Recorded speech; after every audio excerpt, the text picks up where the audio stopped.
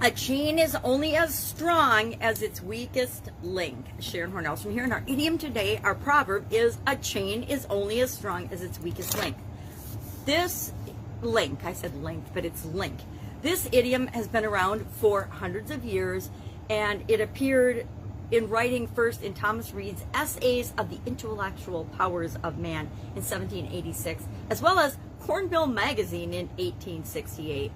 Now, there's examples of this expression, this idiom, all around us. They're in nature, they're in electricity, they're in sports, they're in teams, they're in organizations. So what does it mean exactly? It means that a group or an entity or a thing is only as strong as the weakest point in that thing. The least successful member, the weakest point. So think of in electric circuits, the weakest link is a fuse. They design fuses into electric circuits, and as the current flows through, the weakest link is intentionally the fuse, so that when the fuse goes off and fails, it protects the rest of the circuit, the entire circuit. And that is designed intentionally. So we can use this expression, just like anything else, in either a positive or a negative way.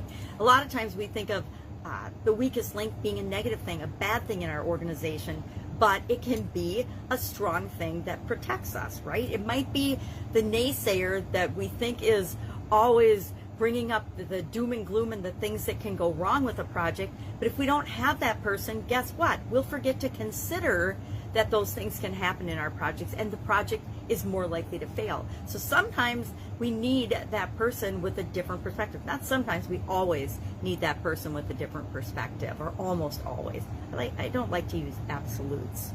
So what's another example? Let's take an example from nature. I learned several years ago, it's probably been decades now, but it's been years ago, that wolves, when they travel and move from place to place, they have the sick and the older wolves at the beginning, at the front of the line, and the stronger wolves and the pack leader is at the end, the last member of the line when they're traveling any type of distance. Why is that?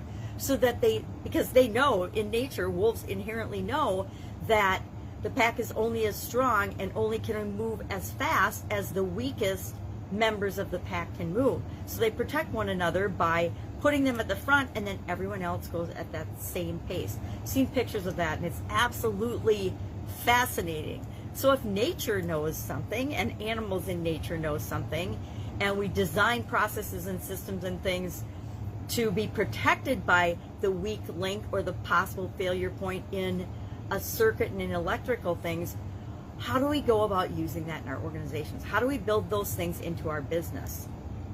I used to and still do annual audits, annual reviews, systems reviews, different function reviews, at least on an annual basis. And with my clients and customers, they do the same thing, because we want to identify everybody's strengths and weaknesses. Guess what? All of us are human. We all have things that we're terrific at, and we have things that we're not so good at. And what we want to do for everyone is focus in on and maximize the strengths, the things that they bring to whatever entity we're auditing or looking at, whatever organization. And this can be for any type of organization, right? It might be your family unit, it might be your church or religious organization, it might be a club or a social group that you belong to, whatever, or your workplace, your business. Since I work with a lot of business owners, I usually like to tie the idioms and the expressions into how does that affect my business right now? No matter what my business is, how can I use this to positively impact my business, not negatively impact it?